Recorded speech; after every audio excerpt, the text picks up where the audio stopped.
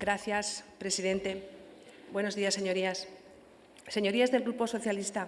cuando ustedes trajeron aquí su proposición no de ley para mejorar las condiciones laborales de las empleadas de hogar allá por el mes de mayo, ya les dijimos lo que Vox piensa al respecto, que todos los trabajadores españoles deben ser defendidos, que todos los españoles tienen derecho a empleos estables con salarios dignos, que debemos combatir la precariedad laboral y garantizar la conciliación de las familias, que debemos impulsar la subida de todos los salarios, especialmente los más bajos, y que debemos promocionar un empleo estable, duradero y de calidad. Se lo dijimos en primer lugar para dejar claro que ustedes siempre mienten cuando hablan sobre Vox, pero también para evidenciar que son ustedes, todos ustedes y no nosotros, los que, habiendo gobernado este país durante muchos años, han discriminado al colectivo de las empleadas del hogar.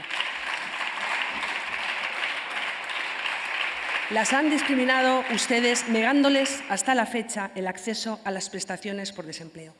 Les dijimos además que en Vox le damos un valor inmenso al trabajo de las empleadas del hogar, un trabajo que sabemos que es duro y desagradecido, pero también dignísimo e indispensable para la comunidad, porque de él depende que las familias puedan conciliar su vida laboral con su vida familiar. Pero les dijimos también cuál era nuestra posición respecto de las familias españolas y sus necesidades, y les exigimos una regulación que incentivara y facilitara la contratación de estas trabajadoras tan necesarias, porque todas las mujeres que trabajamos fuera de casa, sea cual sea nuestra condición, necesitamos ayuda, aunque sea unas pocas horas, y porque hay familias que hacen un enorme esfuerzo económico para poder conciliar su vida laboral con su vida personal, hasta el punto de que en muchas ocasiones casi les interesa más quedarse en casa que salir a trabajar. Ya entonces les exigimos una regulación que fuera buena tanto para las empleadas del hogar como para sus empleadores, una regulación que favoreciera este trámite, haciéndolo sencillo y que no cargara todo el peso económico sobre las familias. Y, sin embargo,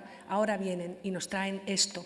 Y nos lo traen, además, en forma de Real Decreto para que no tengamos la oportunidad de enmendar, de aportar o de corregir. Nos traen una ley que, por un lado, propone la mejora de las condiciones de las empleadas del hogar, pero que, por el otro, desincentiva su contratación y fomenta la economía sumergida, perjudicándolas gravemente. Sinceramente, no sabemos si lo que pretendían con esta ley era que las mujeres se quedaran en casa por no poder pagar una ayuda o que muchas empleadas del hogar se quedaran sin trabajo o acabaran trabajando sin contrato por pura necesidad de unos y de otros. Señorías, a ustedes se les llena la boca hablando de los derechos de las mujeres, pero con esta forma de legislar ni defienden a las madres trabajadoras, ni tampoco a las empleadas del hogar. Y fíjense que ni siquiera defienden a las inmigrantes, porque la inmensa mayoría de las empleadas del hogar son mujeres inmigrantes legales que lo han dejado todo atrás para labrarse un futuro entre nosotros, que trabajan muy duramente para vivir dignamente y poder enviar dinero a sus familias y que se han hecho un hueco entre nosotros a base de mucho esfuerzo. Y es que, señorías, ¿saben qué pasa? Que no se puede legislar en asuntos que competen a las familias cuando se aborrece a nuestras familias, que no se puede hacer una ley para mejorar las condiciones laborales de las empleadas del hogar cuando lo que quieren es que no haya hogares en los que trabajar. Eso es lo que a ustedes les pasa.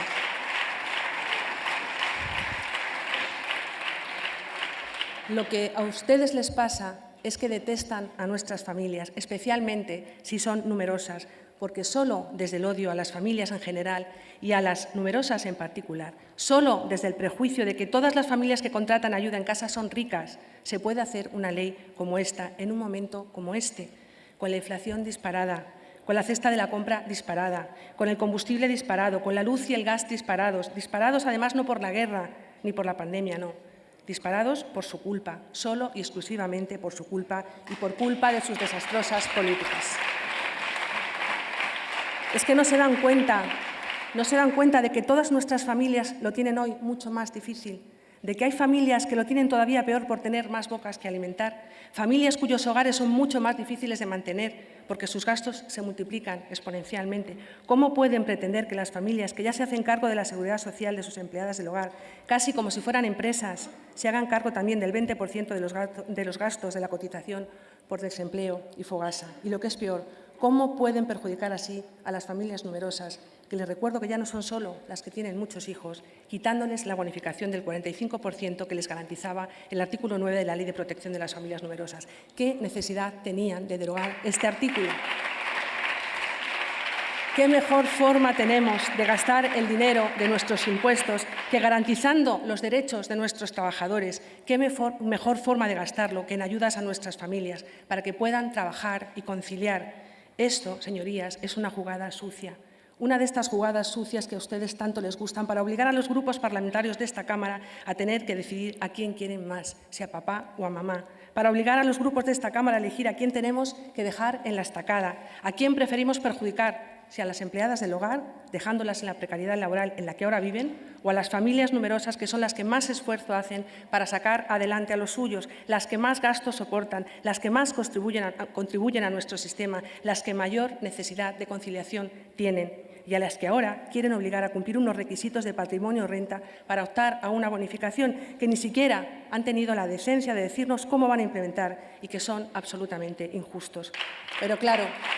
esta es una práctica habitual, su maquiavélica y retorcida forma de actuar, mezclar asuntos para confundir a los ciudadanos y para echarnos en cara después, como hacen en cada intervención, repitiendo como loros amaestrados la retahíla de asuntos a los que hemos votado que no, obviando que nos hicieron elegir entre un mal mayor y un mal menor. Para nosotros es evidente lo que ustedes quieren. Quieren enfrentamiento, porque ustedes viven del enfrentamiento y ahora toca enfrentarnos a las familias numerosas, porque saben que no podemos votar en contra de este derecho y dejar sin derechos a un colectivo que los merece y que los necesita. Lo que ustedes quieren es acabar con la familia tradicional y muy especialmente con las familias numerosas, porque para ustedes son la cuna de los valores que Señoría, están debe ir deseando finalizando, liquidar. por favor. Termino, señor presidente. Pero tenemos malas noticias para ustedes, señorías, porque en España como en Europa es la hora de los patriotas, porque para nosotros, señorías, nuestras familias son la última esperanza de esta sociedad, nuestros valores los que nos mantienen fuertes en esta batalla para salvar nuestra civilización y nuestra cultura, y porque cuando gobernemos no tengan la más mínima duda de que volveremos a colocar a nuestras familias y muy especialmente a las familias numerosas en el centro de todas nuestras políticas. Muchas gracias. Gracias.